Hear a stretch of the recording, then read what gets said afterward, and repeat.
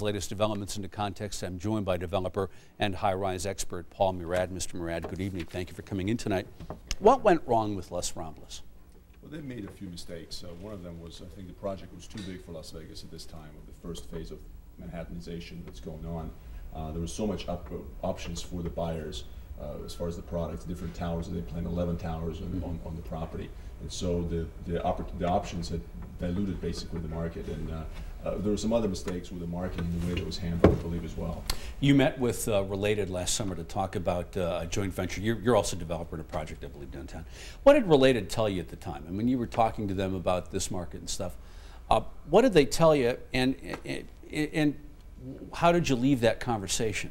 Well, what they looked at doing, what they preferred to do, was a master plan communities of high-rise condominiums, much like the master plan communities in the residential market with single-family homes. They wanted to do 5 to 10 towers, 10, 20 acres or more.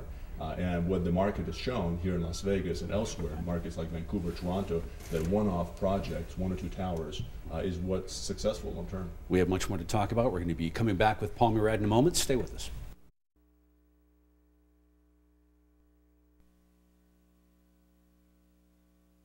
Welcome back to News One. We're talking with Paul Murad about the Las Vegas high-rise and resort scene, the development activity that we've seen lately. Talking about the failure of Las Ramblas. Did Related just fundamentally misread this market? I believe they had a great plan, but it was too early for this market. It wasn't ready for a master plan condominium development. That was one aspect that, I think the time will come when there'll be a place for that.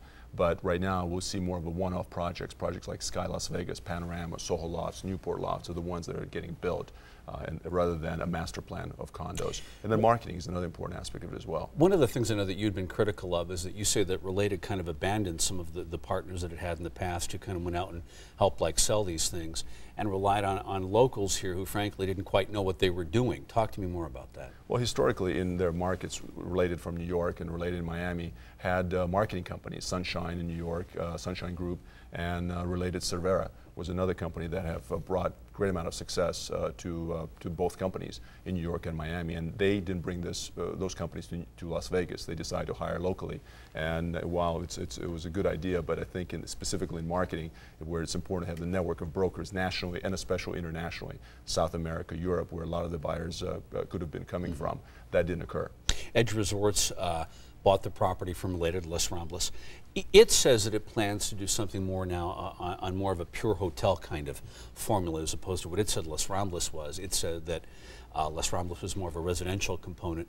Do you think that that's the recipe to work on that particular site on the Harmon corridor there? Absolutely. I think that's going to be a much better strategy with more of a hotel component, condo hotel particularly, and then also a casino. And Las Ramblas didn't have that to an extent that W has. Let's talk about this Maxim development that got announced this week. So you have Maxim teaming up with the Southern California developer Concord Wilshire. Neither party has experience in Las Vegas. I mean, is this a well thought out proposal, do you think, or could we be looking at a group here that's kind of in over their head? Well, I think the group has acquired the property, and that's a good brand, Maxim. They have a great amount of readers both in the United States and internationally, and we're going to see this trend continuing with Playboy bringing their brand to Las Vegas. Now Maxim, you'll see other publications and other luxury brands that will want to have a flagship here in Las Vegas to show off the lifestyle that they promote. Is there enough business for that? I mean, you've got the Palms, with Playboy opening up at the Palms too. You've got the Hard Rock, which is going through its own changes because it's being sold, but still it's the Hard Rock. Now you've got this Maxim thing. I mean, is there enough young, hip interest out there to keep fueling all this stuff, do you think?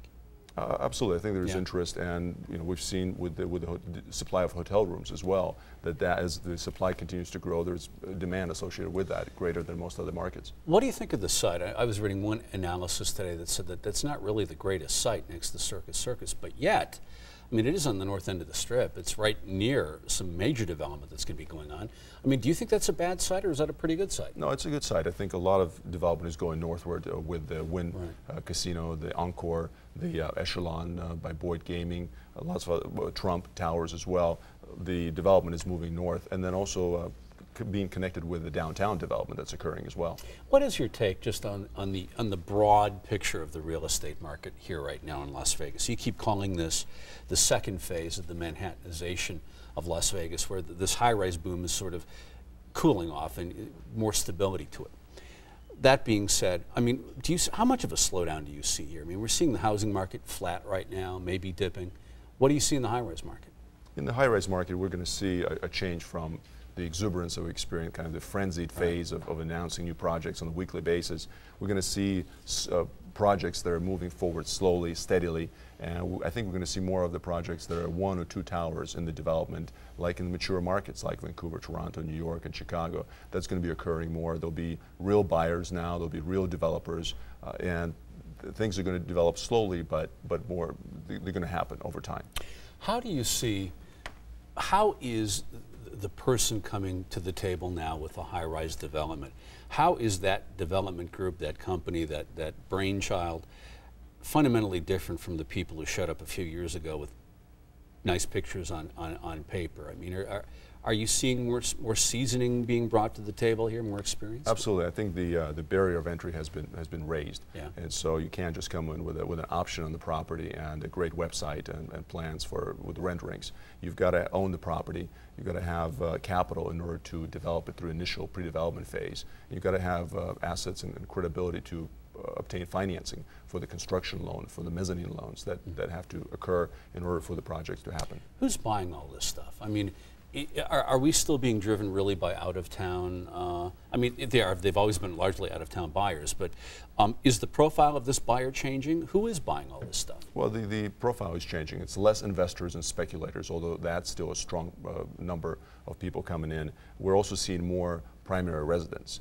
More than ever, a lot of the projects that I've talked to, they're seeing buyers who are coming in to buy a place for themselves, where they're going to live, and they're going to move either from the suburbs here in Las Vegas, or they're going to move from Southern California. Mm-hmm. A significant percentage, probably half of all the buyers, are still coming from California. And the market that hasn't been really tapped to is the international market. And we're going to see a lot more of that in South America, in Europe, and Asia especially. How do you see the huge projects? I'm thinking the City Center right off the bat, Echelon Place when the Stardust gets imploded. How are those huge projects, do you think, going to, I don't know, change other projects that may be on the drawing board, or make their futures more difficult by sucking up all the construction experience and stuff? I mean, do you see a real kind of domino effect in this market because of those huge mega projects on the drawing board? Absolutely. It's definitely going to affect the availability of construction companies and construction labor force. But the unions, for example, are recruiting heavily in Michigan. In the auto industry area. They're bringing people in to Las Vegas, and Las Vegas is still a great place for workers to relocate, and so they're taking steps in bringing construction workers. The construction companies, with the fallout of projects that they counted as projects on their timeline, are getting more aggressive and easier to work with for developers as well. So it's a change environment where the land sellers are easier to deal with for developers, the construction companies are easier to deal with, the banks are becoming more difficult to deal with for developers, and that's that's an important aspect of tighter in lending. Absolutely, yeah, tighter, and they have to be sure that this project is going to work. So that's what's changing, and that's what we're going to see a lot of growth still. Mr. Murad, always a pleasure. Thank you for joining us. Absolutely, my pleasure.